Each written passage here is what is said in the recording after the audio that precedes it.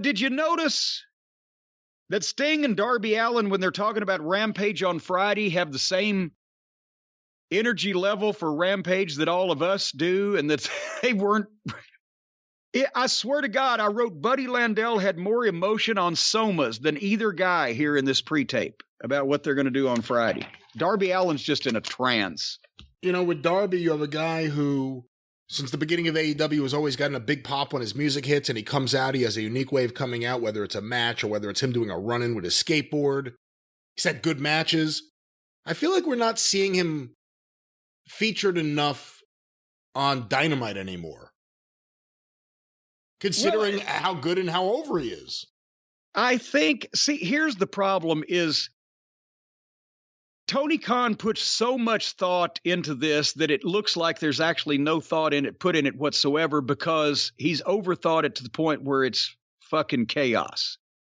And I believe he's trying to switch talent from back and forth from one show to another where, well, they're being used on Rampage, and over here I'm using someone else on Dynamite, and blah, blah, blah. And it's like when marks with no guidance try to imitate what they've seen on television and be pretend bookers, and they come up with shit that they invent for themselves, and it logically makes sense in their heads, and there's never anyone with experience to tell them, no, and here's why, and then they might understand it, so they keep on having this. It's like the indie wrestlers.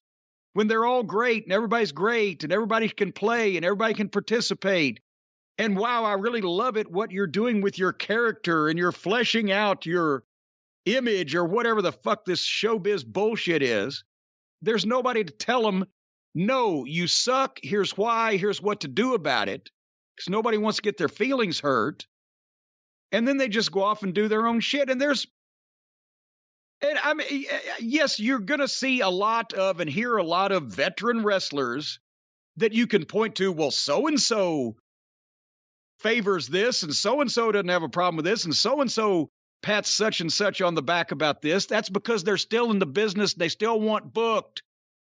And the veterans go home and laugh at these fucking assholes. They go get their payoff, and except if they can not avoid it any other way, they don't do anything that'll get any stupid on them or hurt them or injure them. And they laugh at these idiots that are out there cutting their own fucking heads off with chainsaws. And publicly they praise them because they want another fucking booking. And they don't care enough about the wrestling business to want to try to change it when there's idiots out there doing stupid shit. They just want paid. That's why veterans will agree with this shit publicly. You ought to hear him in the car afterwards. But anyway, that's the problem, is that he'll just say, well, I'll put so-and-so over on Rampage for a few months. And then meanwhile, Dynamite will be doing, it's two different shows that have 3 or 4 different logic universes in them, because as we've mentioned, everybody that has any pull gets to set up their own segments, which is why they don't look like they go together with the rest of the show. We're getting there.